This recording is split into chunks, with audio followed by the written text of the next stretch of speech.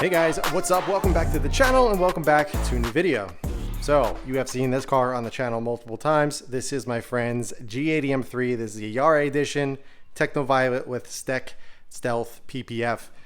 We've done a few modifications on it on the channel. Most recently, we did the ARM Motorsports crossover pipe and H middle pipe. It sounds amazing, completely transformed the car. It made the car sound like it should, and we are going to continue on with the modifications. So one thing that he wanted to do on this car was do some type of intake.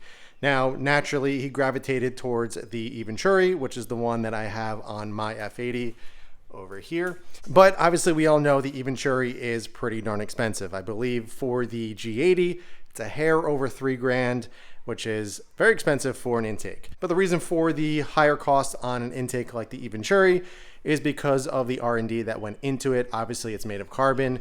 And there's obviously proven gains with those intakes. But there's obviously some other options out there that I know a lot of people like to try. A lot of people like to do the intakes that come in through the front grille. But since he drives this car every single day, throughout winter, all types of weather, he doesn't want to have to worry about, the filters in the front grille taking in any water. Granted, it would have to be a lot of water for it to really take effect on the S58, but he felt more comfortable doing an intake that is underneath the hood. So as you guys know, ARM Motorsports has been a great partnership on the channel with my car as well as my buddy's G80. So they actually sent over their intake. So as you can see here, this is the ARM Motorsports intake. So the overall design of this intake is extremely simple. As you can see, it's just two silicone elbows, some couplers, and some filters. So very, very easy to install, and you get some fantastic sound. So this is one of the more cost-effective options. This is only around 270 bucks. So if you're looking for some intake sound and you don't want to break the bank, this is the intake to get. I'm not really sure if there's any other ones out there that are around that price range. So the great thing about it is that it installs right over here. So it's directly from the turbos. So you're going to have a very, very short feed, very, very short run of the intake air from the turbos. So let's go ahead, let's get started. Pretty simple install. First thing we actually need to do is remove the V part of the brace right here. I have to look up the size right here, but these look like 12 or 14s. Those, we'll see. I'll let you know when I get there. But so let me first start off by removing that, and then we can start removing the stock intake. This one right here is a 13. I'm just going to use a long ratchet.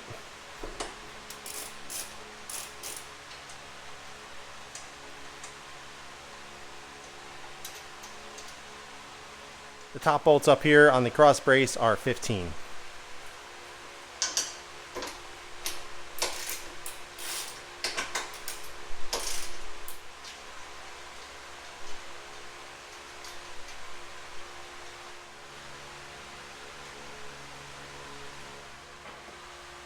All right, so now that we got the brace out of the way, let's go ahead and start removing the actual filter area. So first things first, you can remove the top bar here, but you don't need to really to get to where you need to go. Basically, you can just lift up the engine cover just a little bit, and there is a plug right here. So what we're actually going to do is pinch that and put that aside. So you can tuck it up there, and that's good to go. Now we're going to start removing the air boxes. So first things first, we're going to remove this side. We're just going to use a small flathead and remove it from this elbow, and then this piece just pulls out. This whole side, as well as this, are just pressure fitted into little grommets underneath. So once this is released, you can pull this whole thing out, and then we can go ahead and start removing the arms or the tubing of the intake. So let's start on this side. This is the shorter side, and then we'll kind of work our way around.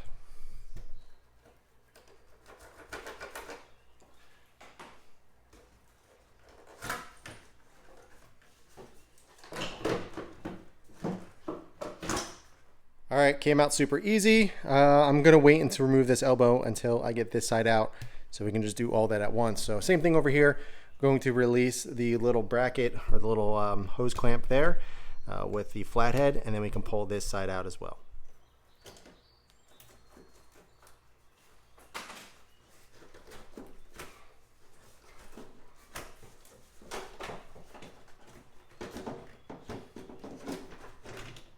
All right, so now that we got both of the actual air boxes out, we're going to remove the elbows, the tubing. As you can see down here, there's some clips. Basically, you just want to pull up on those to release them, and then they come out. Same thing down there. I'll show you a little bit better angle once we get to that one. So let's go ahead and remove that clip. You can use a pick or you can use a really big screwdriver. Kind of just pry it up and release it.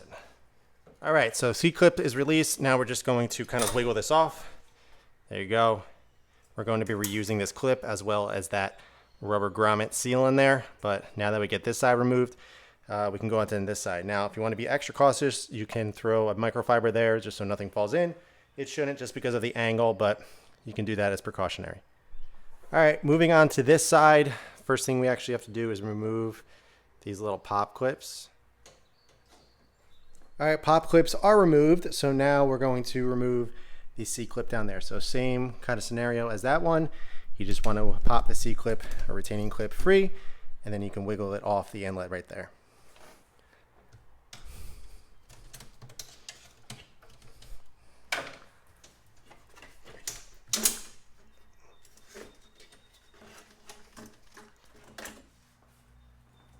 All right, so we got everything laid out on the bench here. I end up removing the retaining clips from the stock tubing. Basically, there's these little tabs. You just kind of pull them out of the way and you're able to pull them out. But if you look inside, there is a rubber seal. So we're going to pull that out and then insert it right in that little slot right there. So it's going in the same spot. Now, if you notice, there's a couple different couplers. The metal ones, the aluminum ones are actually going to go on the actual turbo inlets on that side using these retaining clips. The powder coated ones, the ones with the little wrinkled black finish, those are going on the opposite side so the intakes can properly get clamped down to, which is really nice. You're not clamping down onto the silicone hose. It has something nice and firm to clamp down onto, so you get a really good tight seal. You don't have to worry about these bending and leaking. So I'm gonna go ahead and get these set up. I'll show you what it looks like and we can throw them on the car.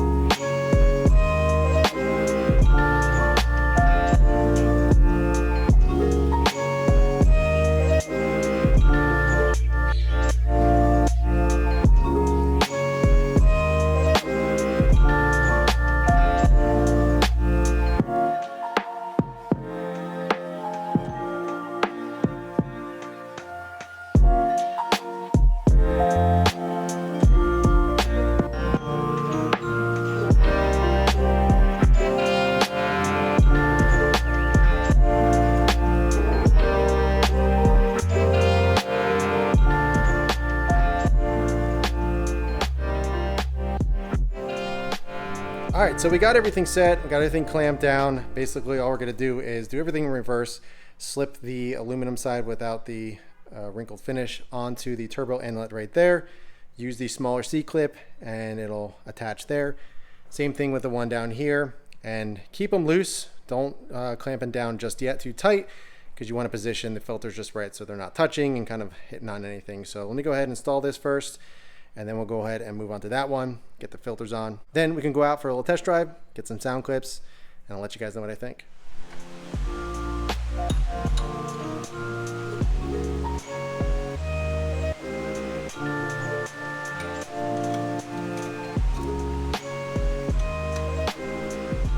All right, so I started, I actually removed the elbows, the silicone hoses off of these for now.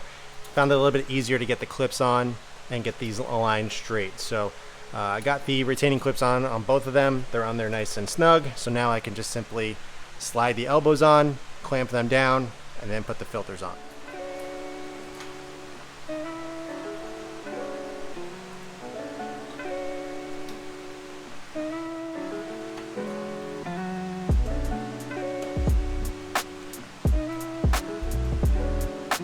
All Alright guys, so we got the silicone hoses on, the couplers and everything, all good. You're gonna have some movement that's normal. As long as the clips are clipped in the back on the actual inlet, you're good to go. I have these tightened down as well, so I simply just need to pop the filters on, position them right, tighten them down, get the V-brace back on, and we're good to go. Also, don't forget to plug in this as well.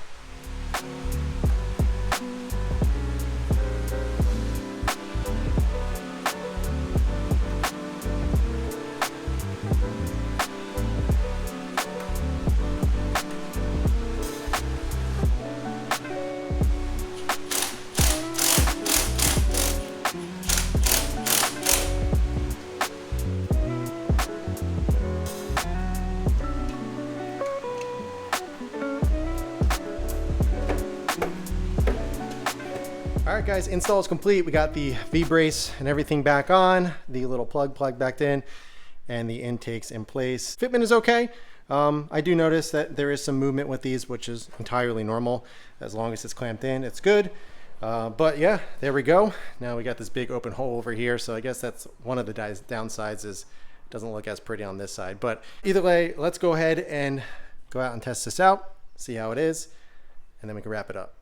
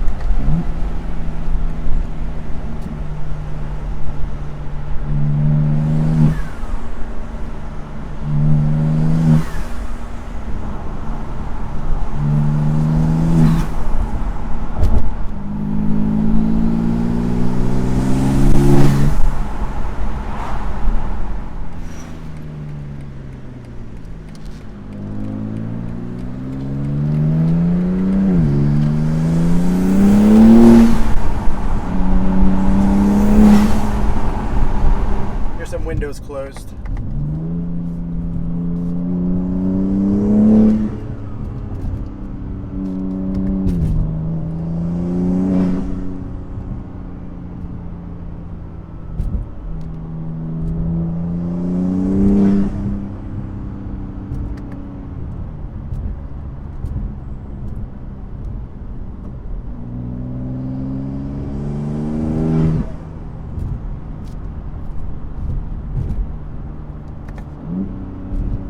All right, guys, there we go. There is the install of the ARM Motorsports intake for the S58s. I do wish they were tied down a little bit better, maybe a bracket off of one of the couplers to the little grommets or something, but otherwise they're not going to move along. As long as the retaining clips are clipped in, everything is good. Fitment is great. The intakes are not touching one another. You just want to make sure the clamps and everything aren't touching any of the lines. But otherwise, I'm really happy with the overall sound of this. Install is super simple, and to be completely honest, for 270 bucks, this gives you a fantastic induction noise. Lots of blow off noises, lots of turbo noises. It sounds pretty darn good. I know there's a lot of other expensive ones out there, but if you are looking for a really good intake sound and you don't want to spend a lot of money, honestly, I don't think you can go wrong with the ARM Motorsports intakes. I just want to give a huge shout out to ARM Motorsports for sending these on over for us to install, to review, give a little bit of sound clips for you guys. If you have any questions at all about the ARM Motorsports S58 intake or anything else on my buddy's G80, please let me know in the comments below. But in the meantime, keep it clean, keep it simple, and I'll catch you guys in the next one.